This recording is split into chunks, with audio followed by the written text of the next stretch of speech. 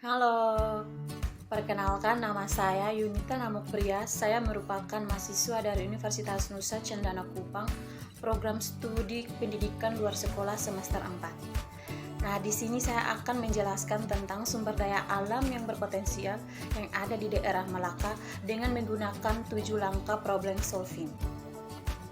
Yang berikut adalah masalah yang dihadapi oleh masyarakat. Yang pertama, rawannya bencana banjir. Yang kedua, kurangnya pengetahuan masyarakat untuk mengubah hasil panen menjadi sesuatu yang baru. Yang ketiga, masih rendahnya kesadaran dari masyarakat untuk mengelola lahan dengan baik. Nah, sumber daya alam yang berpotensial di Malaka pada umumnya di mana di sana masyarakat banyak yang berprofesi sebagai petani. Benteng alam, tanah yang subur, ribuan hektar hamparan sawah dengan air yang melimpah menjadi modal utama mengembangkan pertanian sebagai salah satu fondasi menuju kemandirian ekonomi masyarakat. Gerakan revolusi pertanian yang dicanangkan pemerintah berfokus pada peningkatan produktivitas melalui intensifikasi, ekstensifikasi, dan mekanisasi pertanian yang lebih modern sehingga hasil panen bisa diperoleh dengan nilai jual yang tinggi. Kabupaten Malaka telah mencanangkan gerakan revolusi pertanian karena menyadari masyarakat Malaka berpijak pada tanah yang subur dan kaya akan hasil buminya. Namun, oleh sebab itu, masih banyak masyarakat yang kurang mengerti bagaimana mengelola tanah untuk menanam berbagai macam tanaman yang dapat menghasilkan uang.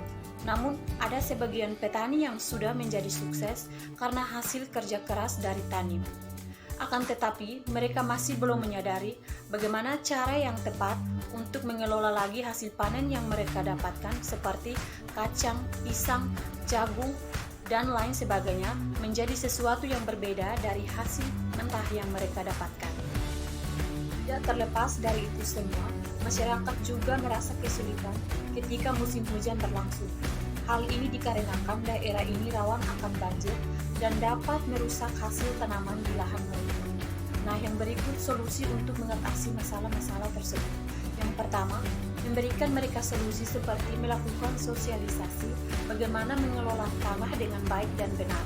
Yang kedua, memberikan mereka sebuah pelatihan misalkan seperti bagaimana mengelola lagi pisang atau kacang menjadi keripik atau sebuah lauk, dan juga jagung diolah menjadi cemilan atau makanan lainnya seperti jagung bose, jagung titi, dan lain sebagainya.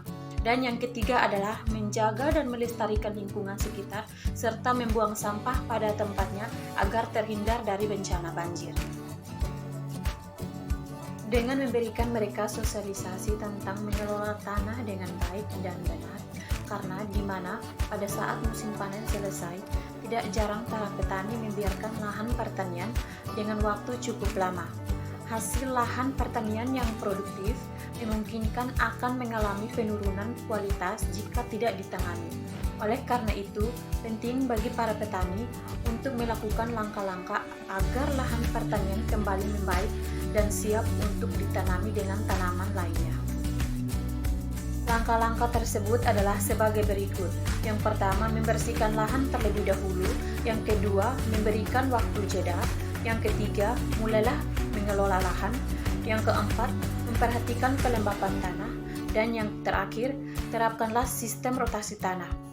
Yang berikut, dengan memberikan mereka sebuah pelatihan, maka mereka akan tahu dan sadar bagaimana mereka harus melakukan apa yang bisa mereka lakukan dengan kreatif mereka sendiri. Dengan menjaga dan melestarikan lingkungan hidup, artinya masyarakat harus memanfaatkan sumber daya alam yang ada secara bijaksana, sehingga keseimbangan lingkungan di dalam sumber daya alam tetap terjaga. Di sini, saya memilih opsi seperti memberikan mereka sosialisasi, karena dengan memberikan mereka sosialisasi, maka mereka akan mengetahui lebih banyak cara-cara atau langkah-langkah dalam proses pengelolaan lahan pertanian yang baik dan benar, sehingga dapat menghasilkan hasil panen yang dapat memuaskan mereka. Agar mendapatkan lahan dengan kualitas yang baik, yang perlu diperhatikan adalah unsur hara yang terdapat pada tanah tersebut. Pengelolaan lahan pertanian ini bertujuan untuk mengelola lahan tanah sehingga dapat ditanami guna menghasilkan kualitas tanaman yang baik.